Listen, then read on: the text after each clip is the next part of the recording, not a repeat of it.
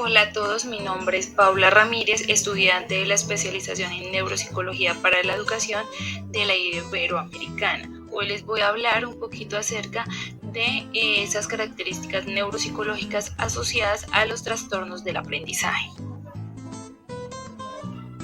Para dar inicio hablaremos sobre la conceptualización de la disgrafía, que se conoce como disgrafía al fenómeno por el cual una persona normalmente se da en niños o niñas que presentan serias dificultades para escribir bien, ya sea por cuestiones de ortografía, caligrafía o ambos tipos de problemas a la vez. Los componentes de la escritura que pueden verse afectados por la disgrafía son variados, de modo que los síntomas de esta alteración también lo son. Algunos de ellos que podemos encontrar son los siguientes, que van a depender del rango de edad de la persona. Encontramos caligrafía inconsistente o extraña que cuesta leer, problemas para acentuar, mala gestión de los espacios entre palabras, frases y líneas, mala puntuación, problemas gramaticales, sustitución de letras, uniones extrañas de palabras y agarre inapropiado del lápiz o bolígrafo. La Asociación Americana de Psiquiatría considera que los trastornos de la expresión escrita siempre van asociados a otros trastornos del aprendizaje, como es el de la lectura o dislexia y del cálculo o discalculia. Asimismo, puede acompañarse por déficit del lenguaje, perceptuales y de la motricidad. Por lo general, se considera que los niños con un trastorno en la expresión escrita conforman un grupo heterogéneo. Muchos de los niños afectados presentan otras dificultades, tales como trastornos por déficit de atención e hiperactividad o retraso en el rendimiento matemático.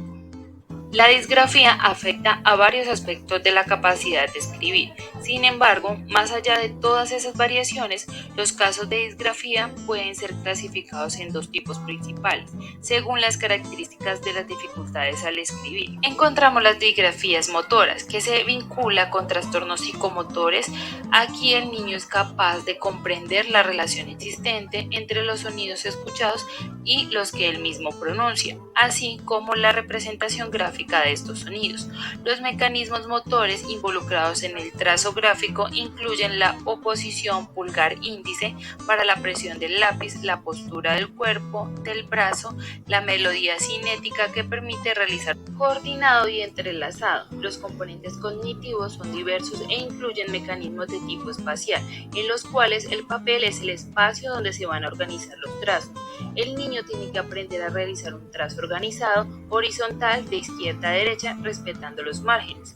Este tipo de disgrafía se manifiesta en lentitud, movimientos gráficos disociados, signos gráficos indiferenciados, manejo incorrecto del lápiz y postura inadecuada al escribir. La disortografía es un trastorno de la capacidad de escritura que se manifiesta en los niños como una dificultad para transcribir las palabras de forma correcta y seguir las normas ortográficas. Por lo tanto, presentan dificultades tanto para asociar los sonidos y las grafías como para integrar dicha normativa. Este trastorno suele afectar a los niños que también sufren de otros trastornos o trastornos del lenguaje oral o escrito. Este tipo de trastorno puede complicar mucho el proceso escolar y si sus efectos permanecen de manera significativa, afectarán en la vida adulta y en el desarrollo laboral. Es por ello que es muy importante tratar la disortografía cuanto antes, acudiendo a terapia psicológica desde el inicio de la expresión de sus síntomas. Algunos de los síntomas de la disortografía van a depender del nivel de afectación, lo que va a hacer que se presenten unos síntomas u otros no, aunque los más habituales son la falta de ortografía, la confusión en el uso y correspondencia de los artículos, la omisión de los acentos, la confusión de letras, escribir palabras unidades o el error en la relación entre las palabras pronunciadas y su transcripción escrita, la dificultad para deletrear, entre otros. De acuerdo con el DSM, el trastorno de la expresión escrita se caracteriza por una combinación de deficiencias en la capacidad del individuo para comprender textos escritos, lo que se manifiesta por errores gramaticales o de puntuación en la elaboración de frases, una organización pobre de los párrafos, errores múltiples de ortografía y unas grafías excesivamente deficientes. No todos los niños con dificultades para comprender textos escritos tienen este tipo de trastorno. Una instrucción deficiente, la falta de experiencia para manipular las estructuras del lenguaje o un problema cognitivo o emocional generalizado pueden afectar la expresión escrita. Cuando una escolaridad inadecuada es responsable de una expresión escrita limitada, la historia escolar misma suministra las pautas para realizar un diagnóstico diferencial. Las alteraciones en las características de la escritura son perceptibles en diferentes momentos del desarrollo.